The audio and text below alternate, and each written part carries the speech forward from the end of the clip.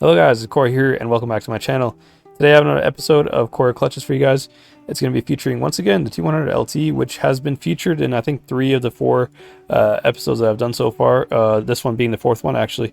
So this is a very good tank in general. Again, very light tanks in general are super easy to clutch in because they have good camo, and T100 specifically has tracer shells as well, which really help a lot in the clutches, especially when you're up against some tough odds, you know.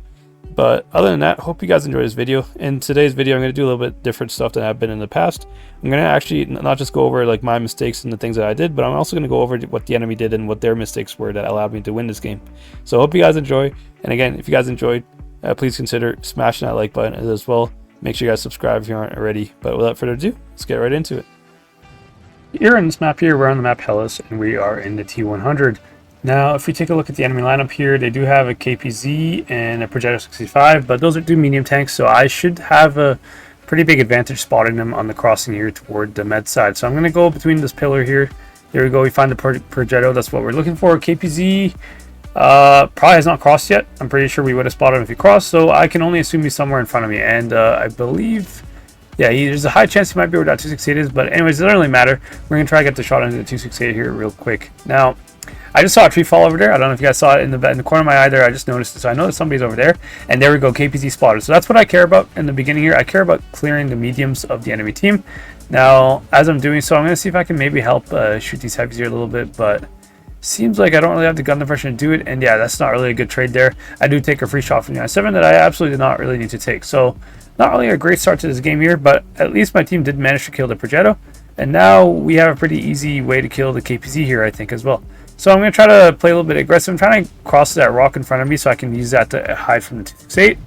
There we go. 268 did not hit us, but the I-7 again hit us for a max roll 575. KPZ hits us as well for a 301. So we, you know, overall, in the beginning of this game here, I have definitely not played this game very well. Now, in hindsight, I definitely should not have peeked that I-7. Should have definitely pushed from like the left side, not the, you know, not the middle where I did, but we are where we are, and we're going to try to make the best out of it here. Now, 268, very obvious that he's pushing for me. We do get very lucky that the E4 misses there, and we also kind of baited a shot from the 268 there. I was trying to bait the shot the whole time. The E4 just happened to miss at the same time, so it worked out in my favor.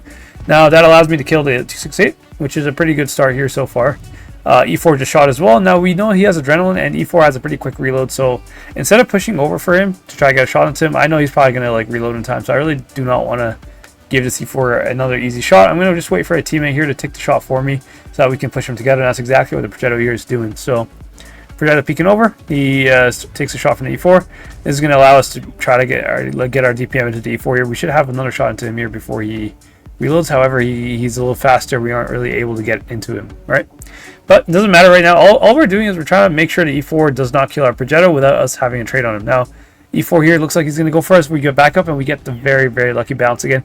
T100, very you know, strong tank. And this E4 there, I didn't know which way he was looking. I thought he might be looking at the Progetto, so that's why I went where I did.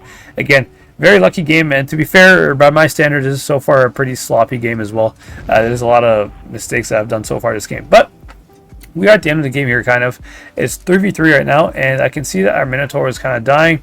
Progetto's a one-shot, and I'm basically a one-shot. Yeah, I am a one-shot to just about everything, unless the I-7 like low roll. That's the only tank I'm not really a one-shot for. So at this time here, I'm going to try to, again, create some little bit of distance here, just like I did with all the other 200 clutches that I've done before. I always want to create distance, especially at the end of the game where I can kind of abuse my camo, especially if the enemy mediums are not really the problem anymore, right? We killed both of them, so I can kind of abuse the camo here. Now, this really quickly becomes into a 1v3, which is not really a very favorable 1v3 for me. Now, again, using our amazing V-range, we do spot the E3 there, get a nice shot into him. So he is spotted for 20 seconds, which again, T100 has tracer shells, so it's very, very important in the end game here. So we know where the E3 is. I'm trying to find if I can, like, E3 is kind of like the lowest priority that I have, to be fair. Although he is kind of giving me a shot here, and it's kind of hard to like resist going for it. We shoot him again there, 217 roll. But I really care more about the tanks that have a turret. The E3 is not my biggest threat because I can circle him later in the game. I'm not that scared of him. He's a turretless TD. The ones I'm scared of is the I-7 and 60. Those two are big problems for me, and so I'm going to try to run away from the E3 here. I'm just trying to relocate somewhere else to try to find this I-7 60. Now we do find the 60, and we get spotted by him, so now we're actually trapped. Now we cannot run anymore. So we have a couple opportunities. We try to get a shot at the 60 there, nice shot there, and now it's kind of like a standoff between me and 60 now. Obviously, I'm really trying to bait the 60 for a shot here. He's not really falling for the bait here. I mean, again, I'm just trying to go for the cupola, trying to bait him, and then I can very clearly see this guy's like very patient. So I'm just going to try to aim the shot in, and I get the shot into this cupola there. Now I7, we do back up just in time to avoid the I7 shot there, put one shot into him, and now we have to kind of play ring around the Rosie with the E3 while trying to like survive from the I7. You put another shot on the I7. Perfect. He's a one-shot now. Now it's a very difficult. What a choice do I make here? Do I try to kill the I7 or do I... Yeah, so I7 ends up missing anyways. At the end of the day here, I was most likely going to eventually risk the I7 shot there because I'm 475 HP, so there's a chance I could, you know, the I7 could low roll. But in the end, he ends up missing anyways, which makes my life super easy. And now we just circle the E3. As I said earlier, E3 was like the least dangerous tank to me because look what I'm just doing to him. It's nothing he can really do.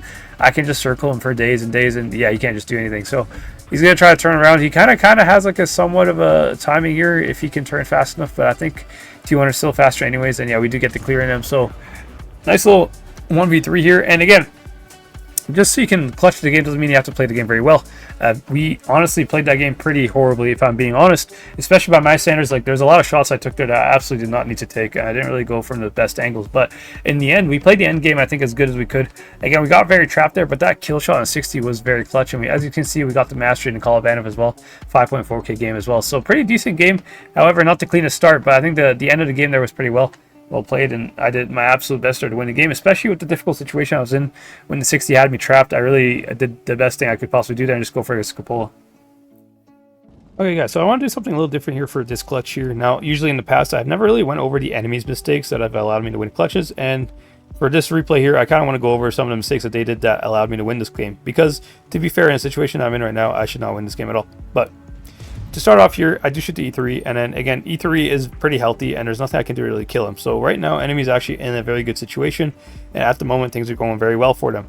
Now, as I'm running here, you guys are going to know from the replay earlier that the 60 TP is going to spot me running.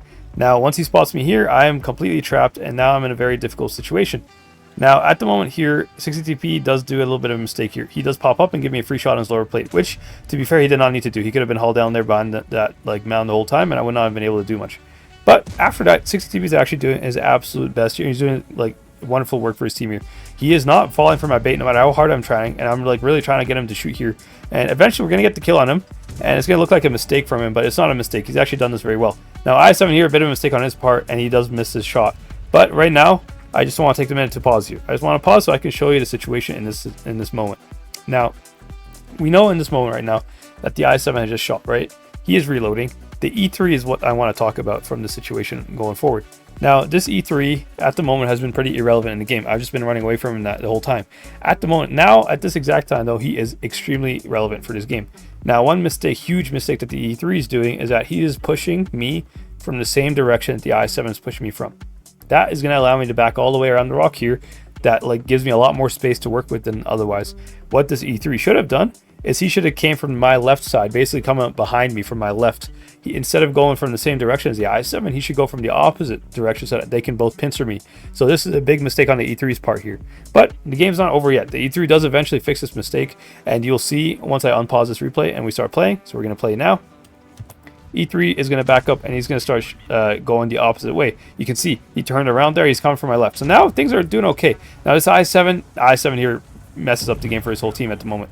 Again, he shoots too early, and also I7 has tungsten, by the way, so he easily could have like he didn't have to worry about low rolling me. If he uses tungsten, he can very easily just, you know, take his time to aim. With tungsten, I'm just dead no matter what, right? But he doesn't do that, misses his shot. Now this E3 is in a very horrible situation. Again, E3 at this point here messes up again. He messed up in the first place by letting me get around him by turning too far to the right.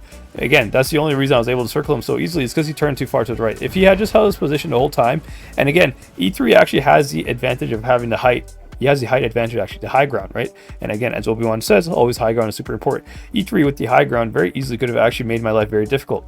Because at some point, he can just kind of cut me off into a corner where I cannot run away from, and maybe like jump on top of me, and that's like his only hope to maybe like kill me, right? Because there's not much else he can do. He's never going to chase me, right? So again, I just want to go over some mistakes here. Again, I haven't really done that before. Maybe it's something that you guys enjoy. Let me know in the comments if you guys like it when I go over the mistakes of the enemy, especially for the clutches and stuff like that. But again, if you guys enjoyed, make sure you guys smash that like button. And make sure you guys subscribe as well if you haven't already. I am posting just about, I have lots of videos like lined up for you guys, and I'm live streaming quite a bit as well. So if you guys want to join my Discord, it's also in the description of the video. Easy way to stay updated. But yeah, other than that, Hope you guys enjoyed, and I'll have linked at the very end of the video here in the top right some of the other clutches that I've done, very similar to this video. And at the same time, I'll also have linked in the top left some of the guides that I have for other tanks and stuff like that.